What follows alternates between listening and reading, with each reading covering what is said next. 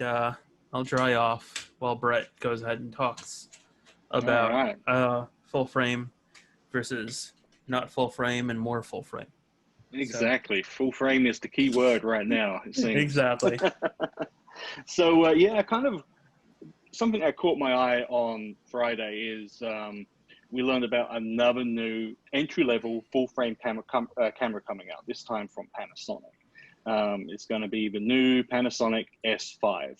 And this is a trend we've been seeing here lately in the camera market. Is really for the past couple of years, camera manufacturers have been focusing on their premium full-frame cameras, Canon, the EOS R, now the R5 and R6, and then we've got Sony with the A7R series and the A9 II series, Nikon with the Z6, Z7, Panasonic S1, S1R, and now they've kind of shifted their focus into more consumer-friendly full-frame cameras. We know about the Canon RP. We know about the new Nikon Z5, which is, I think, a $1,400 full-frame camera that's going to be coming out here real soon. Supposedly, there's a Sony A5 coming out, which is going to be around about $1,000. And now we're seeing the S5, which supposedly is going to be a mini S1, which is what Chris just had in his hands just a second ago. That has the same sensor as the S1, has dual card slots. It has fantastic video capabilities that match the S1 and the GH5S, which is their micro four thirds camera. It's going to be priced around $2,000, but the biggest thing with the S5 is going to be the fact that it fits in a body smaller than the micro four thirds cameras, which to me is mind-blowing. And so I'm really wondering, and I'd love to know what you guys think, what you see the future of cameras like APS-C and micro four thirds will be like going forward, now that we can get full frame cameras in bodies smaller than micro four thirds cameras. I think that APS-C is going to become even more critical to video because full frame can keep you in focus, but I think that APS-C is still a lot better at it. It's a really tough question because I mean we did ask that question sort of with Fujifilm last week, you know, saying whether or not they need to go full frame. I don't know. Maybe APS-C will become something that's really just targeted to the entry level instead of the entry level. I don't know. Maybe it means that every APS-C camera from now on might actually go under $1,000, or it will mean that they're going to have to try even harder to make themselves more relevant. And I feel like that's what's been happening for years now. I mean, look at Micro Four Thirds with Olympus. They're packing all these other features in, but they're using the same sensor for what, 5 years now? Mm-hmm. Yeah, those sensors are getting pretty long in the tooth. Yeah. I think they're also going to have to find a way to really majorly differentiate themselves even more. Like, honestly, like, I really want them to go back to CCD sensors in some way. I really miss the look of those. Like, I know the high ISO output wasn't there, but I don't really care about high ISO output all the time. Maybe I care about shooting portraits with studio lighting or landscapes, and I want that color. And I went back in our old reviews, and I'm like, man, I miss that color so much.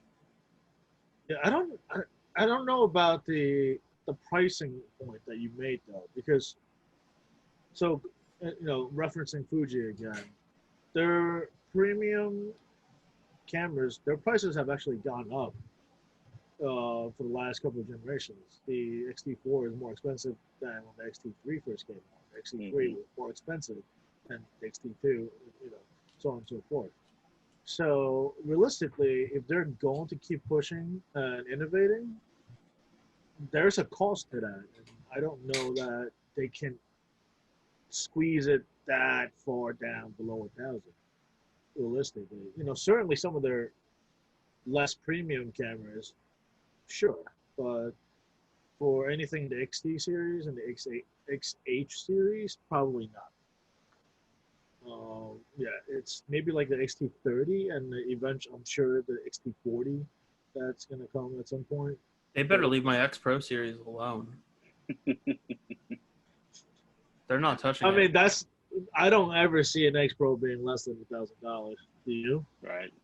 Especially with titanium body and like that finish, and Yeah, You know, all that not, soul. well, I mean, you know, just because you don't have a rear screen doesn't like you now have two screens essentially because you have the screen that folds inside and then you have that little display that goes on the outside to show you what emotion you film in Yeah, motion. which is great. Honestly, I was Yeah, I using love it it. last night to shoot, and I was like, Right. yeah, this is But awesome. yeah, it's the sub $1,000 mark. I think is still reserved for like the most entry level. You know, maybe like well, you know like the 6100. Sure, but yeah, not like an XT4. I don't think. I love this comment that Steven just said. Consider the 35 millimeter format was originally called miniature, and think 100 millimeter is true full frame. I actually think about that with medium format. Like when people like Yeah, are they like, also "Oh, did. I have full frame," I'm like, "Ha ha! I They have 6 by also 7." yeah, they also didn't consider 35 millimeter to be for professional use when they first came out. Yeah, it was more Right. for like Yeah, consumers. it's. I mean, there's a certain degree to that where you know the miniaturization of technology allows things to get smaller and smaller and smaller, which is why we have excellent cameras and phones these days. But that's a camera and a phone, not a camera that's a dedicated camera, right? Two completely different markets. Hmm. So I think that's always going to be that separation, but I don't. I think it will be quite some time before we see anything sub $1,000. Like way in here, Brad. What do you think? Well, I was just going to say, do you think there's enough of a demand, enough of a market for, say, Sony to have, say, a $1,200 full frame camera and still keep their APS-C line where their A6600 is $1,200? I mean, Yeah. are they shooting themselves in the foot, I giving think off the their 1 inch APS-C sensor. line? Are they? Go ahead. I was going to say, are they shooting themselves in the foot by releasing a very affordable full frame camera, and will they like cannibalize their APS-C market, or is there going to be enough of a demand Yes and no, to have right? both? I think it all comes down to post-launch support and lens selection. If you look at E-mount, you know, like as it stands in 2020, there's significantly more full-frame glass, E-mount full-frame glass, right? Last year, finally, Sony released some new crop sensor glass. You and I have both shot with them. They're actually pretty darn good, Yeah. especially for the price that they're asking for. So I think what we're seeing is not so much them shooting themselves in the foot, but they may be. It all boils down to their messaging, whether or not this camera actually exists. Obviously, you know the A5. I don't think they're gonna market it towards the people that are always going to go for the crop sensor bodies because those tend to be more enthusiasts, even though professionals can create excellent results using a crop sensor body. I was about to say, like, look at all those awards, man. Like, the press awards, like, they were done with APS-C. But Right. also, in addition to that, that's a marketing now. right, but that probably means that they're going to kill their 1 inch sensor line. They might replace it with APS-C. Yeah, but some of those cameras, though, I'm not sure they would because they would be a lot larger than what they are now if they replaced them with APS-C. Not really. I mean, Think like, of like a RX-1. Okay, but like think of something like the RX-100, like series. I don't think they're ever gonna, you know, put an APS-C sensor in. That would be too big. No, excuse me. No, they have like really small collapsing lenses, like for both. Every system basically has that right now. Sony has it. Nikon has it. I mean, Brett just tested one on the Z5. It got pretty small. I think they can do it. Imagine a Z5 without the grip and without the viewfinder. And, excuse me, maybe even a smaller lens. We'd have to see Sony come out with a lot smaller lenses then, because I mean, you mount like most of the full frame glass, with the exception for maybe the 55 1.8 and the 35 1.8. maybe the 85-1.8. Those three lenses aside, most of the other lenses are pretty big. You know, so you're gonna deal with a similar situation where you have with the Sigma FP. You basically have a lens cap of a camera. Have either of you ever used the Canon EFM line? Because those things are really tiny. I have not. Yep. Yeah, they really are, right, Brett? Yeah, they're tiny. Yeah, and like you could probably make those even smaller. They're APS-C, point and shoots, the small lenses. Like, I can totally see people wanting to tote those around. Like, they're not going to be like super incredibly pocketable, but they might find a way to do that, or they might find a way to just put a fixed lens on there. Because think about how many people really just go around shooting with a fixed lens on it all the time. Like, there are very small pancake primes. Like, they make them for Fujifilm, they make them for Canon, they make them for Sony. There's a 20, I think it's a 22 or a 20 millimeter f2.8. Yep. 20, I think. Yeah, they're really small. Like, it's very possible they could do it. Yeah, I think it all boils down to the market they're going after. I think that's not necessarily a camera that you, me, or Brett, like that's probably not for us. Or for, I guess, for the people that are aspiring to move up to full frame, that could be a good entryway that will get them in the door. And then once they're bought into the system, they're gonna start saving up for more expensive bodies and more expensive lenses. That could be. Do they need to do that? I don't think they do, because they already have that cachet with the name. Like, at this point in time, they're the second largest player in the full frame market. So, also, as we're talking about prices, I actually think all the prices are probably going to have to go up after a while, because people, in order for these companies to actually justify to be in business, like, they can't sit there and just give away the house all the time. Right. Or they're going to have something at the higher end. Like, that's why I'm so excited about this new president over at Leica. Like, the fact that he gets watches. Like, yeah, the watch, the camera might actually go the way of the watch eventually. Like, for professionals, I think it'll still be in use in the same way that they are with watches. But most people, they don't necessarily wear a watch. Like, I'm wearing a smartwatch right now, but this is completely different. I also do have like analog watches, but I don't have one on right now. Most people don't really need like pro grade cameras. Like, I've tried to talk to, influencers that I know in my old neighborhood when I lived in Brooklyn. Like, I was like, guys, like, why don't you actually get like a real camera? They're like, I don't really need one. My iPhone does a good enough job, and that's why I bought the iPhone. I was like, okay, cool.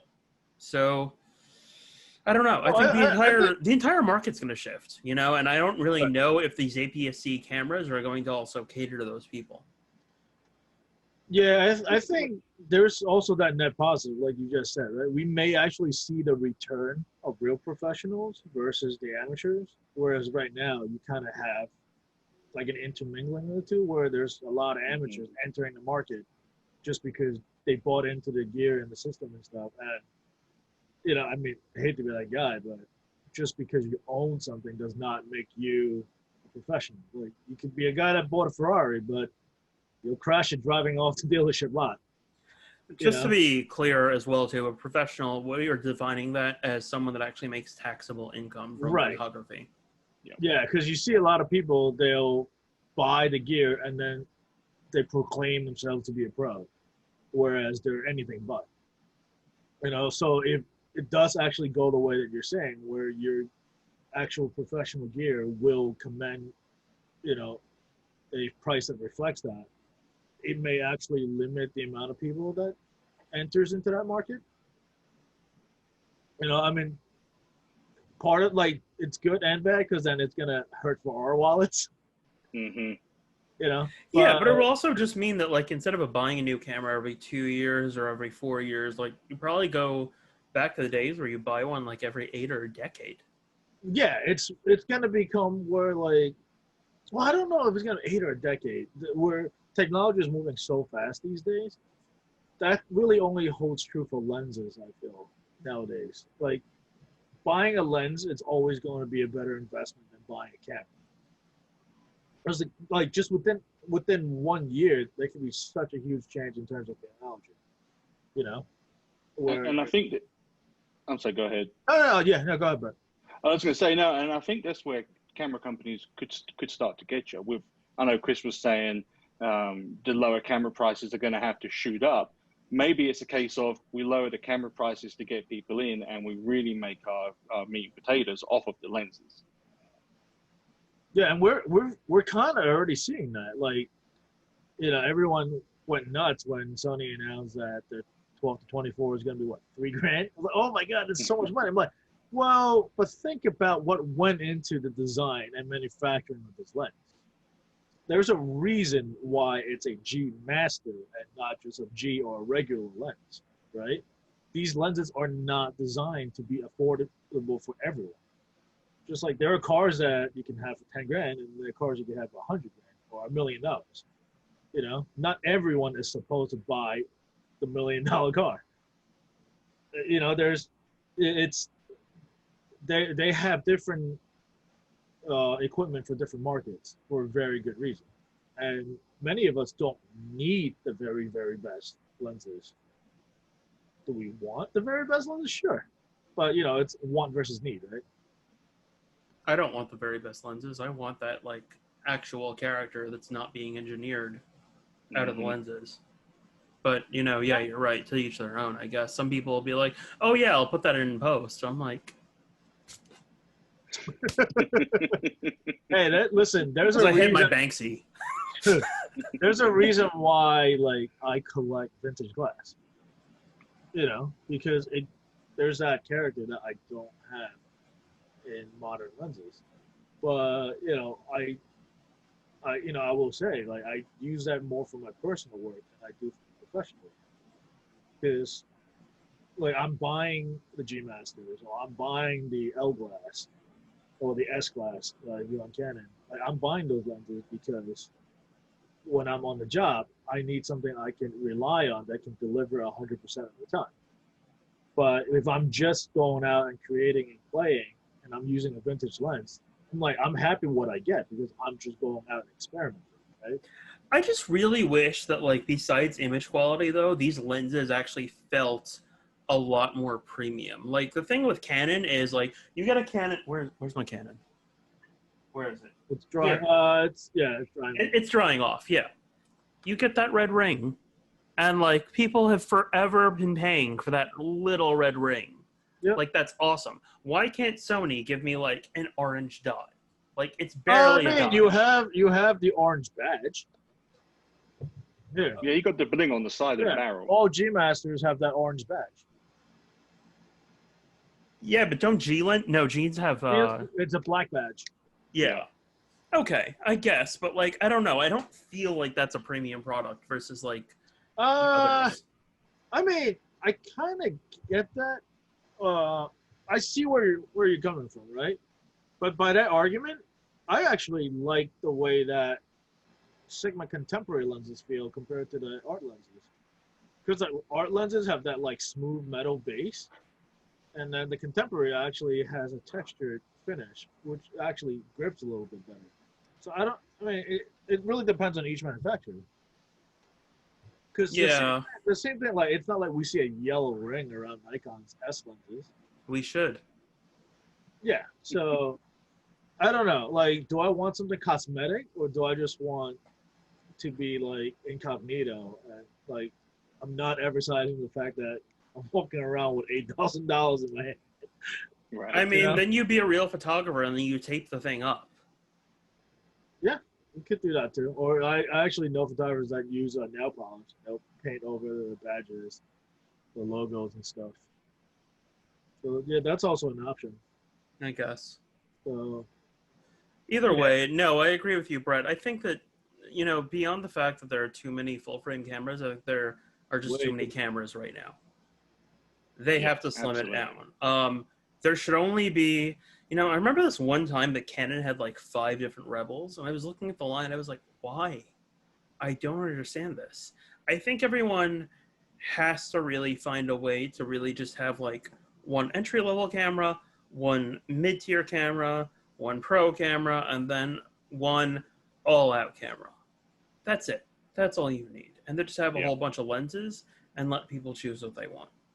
Yeah, I mean, so we kind of saw that for a while with Sony, and then the A9s came out, which I guess would be your all-out camera.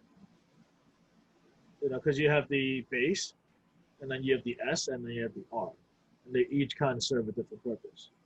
How many APS-C cameras do you have from Sony? You have 3, right? Right now, Yeah. 61, they have 64, 51, 64, 66. Yeah. Yeah, because the 6000, 63, and 65 have all been discontinued.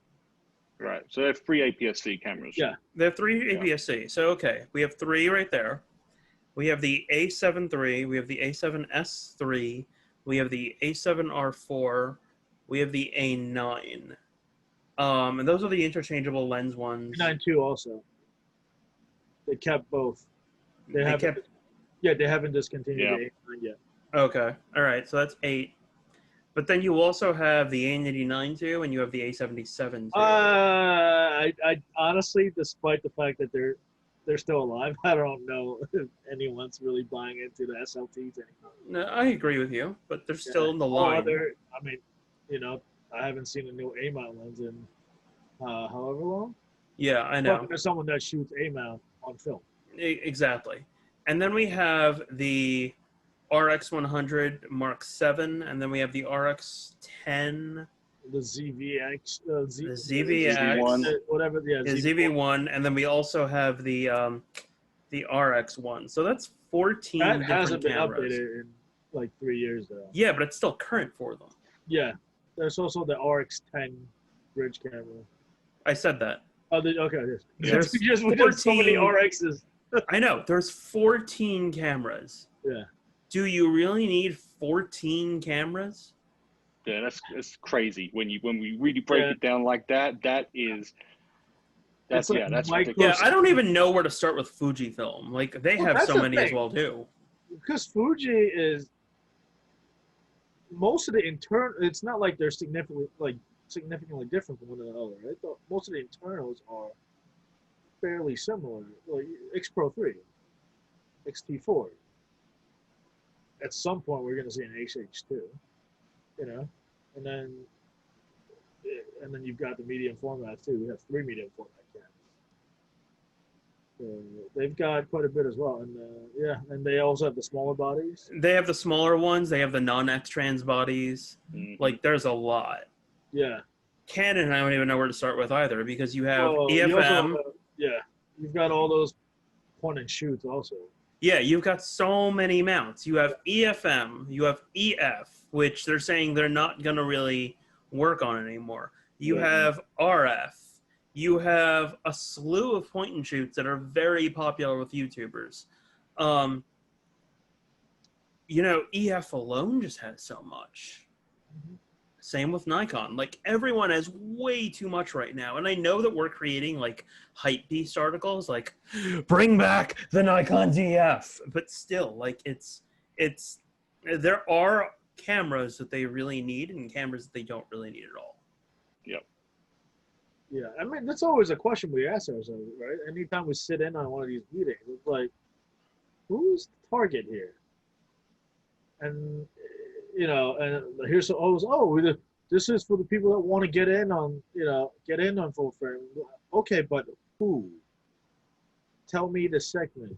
Like, don't just tell me this is cheap for people, like, to bring people in. Yeah, but Japan, no matter what the brand is always super vague, and it pisses me off so much. That's a culture thing. Yeah, but that's why I'm usually asking, like, really, really hard questions, and they're like, well, we're not saying. I'm like, why? Because they don't know, maybe. They're just making it to get another camera on the market. Yeah, because some part of that too is dig just themselves another 6-foot hole. yeah, but part of that, you know, Brett's right, because part of that is, we need something so we could put on an annual report that we've made X amount of product this year. Okay, but at what cost? Yeah. We'll end things on a sour note. Yeah. It's just going to be really interesting to see in the next 12 to 18 months how the camera market is going to start playing itself out, because we're going to have all these entry-level full-frame cameras, and then we're going to have some APS-C cameras that are coming out that are roughly around the same price, and I can't figure out where it's going to go. Yeah. Also, It's going to be really interesting.